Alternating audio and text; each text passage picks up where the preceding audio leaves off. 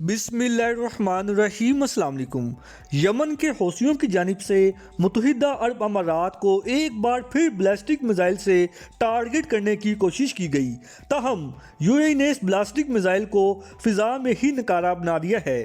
یمن کے حوثیوں کی جانب سے یہ گزشتہ 2 ہفتوں کے دوران لگاتار تیسرا یو اے ای پر حملہ ہے، اور یہ حملہ اس وقت حوثی باغیوں کی جانب سے کیا گیا جب اسرائیل کے صدر اسحاق ہرزوگ اپنے پہلے سرکاری دورے پر یو اے ای میں موجود تھے۔ جیسا کہ یہ آپ کے سامنے انٹرنیشنل نیوز ایجنسی الجزیرہ کی خبر ہے۔ U A E intercepts Houthi missile as Israel president visits. اب سوال یہ پیدا ہوتا ہے کہ آیا حوثی باغیوں کا نشانہ یو اے ای تھا یا پھر اسرائیلی صدر اسحاق ہرزوگ؟ ایک بات تو پکی ہے، پھر چاہے حملہ یمن میں ہو یا پھر یو اے ای میں، دونوں صورتوں میں نقصان تو صرف مسلمانوں کا ہی ہو رہا ہے۔ اور رہی بات اسرائیل یا امریکہ کی، ان کو اس سے کوئی سروکار نہیں کہ کتنے مسلمان مرتے ہیں یا پھر کتنے زندہ بچتے ہیں۔ ان کا صرف ایک ہی مقصد ہے کہ چاہے کچھ بھی ہو لیکن امت مسلمہ کو یکجا نہیں ہونے دینا، اور اسی مقصد کے لیے وہ دن رات کام کر رہے ہیں۔ اگر تو بات کر لیجئے ایران کی، جن کے بارے میں عموماً یہ تاثر پایا جاتا ہے کہ وہ حوثی باغیوں کو یمن میں سعودی لیڈ کولیشن کے خلاف استعمال کرتا ہے، اور حوثی باغیوں کو جتنا بھی اسلحہ پرووائڈ کیا جاتا ہے اس کے پیچھے ایران کا ہی موسٹلی نام سننے کو ملتا ہے۔ اگر تو اس بات میں حقیقت ہے تو یقینی طور پر ایران کے اس اقدام کی کوئی بھی مسلمان حمایت نہیں کر سکتا۔ اور سیم جو اس وقت یہ خبریں گردش کر رہی ہیں کہ یو اے ای اور سعودی عربیہ ایران کے خلاف سیکورٹی اینڈ انٹیلیجنس سپورٹ کے لیے اسرائیل سے تعاون مانگ رہے ہیں، وہ اس سے بھی بڑا جرم ہے۔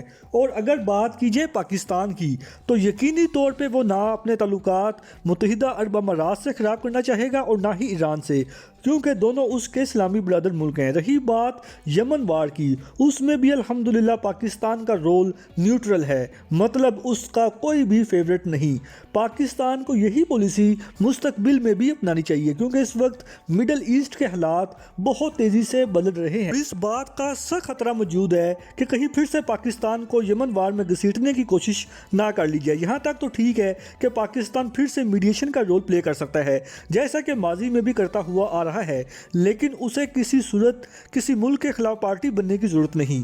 جہاں تک بات ایران کی ہے تو میری نظر میں اس کو حوثی باغیوں کو یو اے ای میں ہونے والے حالیہ حملوں کے نتیجے میں کسی صورت سپورٹ نہیں کرنا چاہیے۔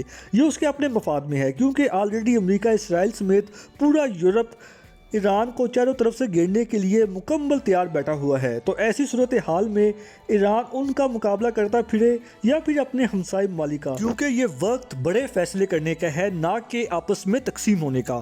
آپ پاکستان کی ہی مثال لے لیں، جب سے پاکستان نے یمن وار میں نیوٹرل رہنے کا فیصلہ کیا، تب سے سعودی عرب پاکستان کی بجائے بھارت کے زیادہ کلوز دکھائی دے گا۔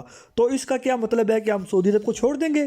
یقینی طور پر نہیں، کیونکہ وہ ایک ہمارا حقیقی اسلامی برادر ملک ہے، جہاں خانہ کعبہ اور روضہ رسول صلی اللہ علیہ وآلہ وسلم بھی موجود ہیں، جو کہ ہر مسلمان کو اس کی جان سے بڑھ کر عزیز ہیں۔ پاکستان کو ایون سعودی عرب مدد کے لیے نہ بھی بلائے، تب بھی ہم ان مقدس مقامات کی سیکورٹی دشمنان اسلام کے حوالے کبھی نہیں کر سکتے۔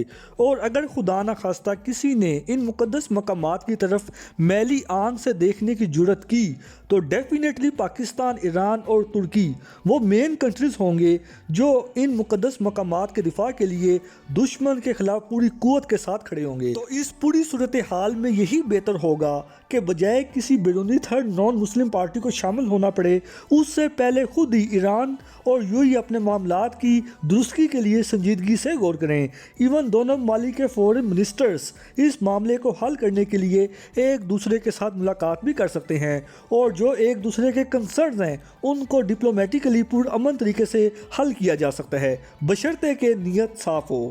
فی الحال آج کے لیے اتنا ہی، ملتے ہیں انشاءاللہ اگلی ویڈیو میں، تب تک کے لیے اجازت۔ اللہ پاک ہم سب کا حامی ناصر ہو۔ پاکستان زندہ باد۔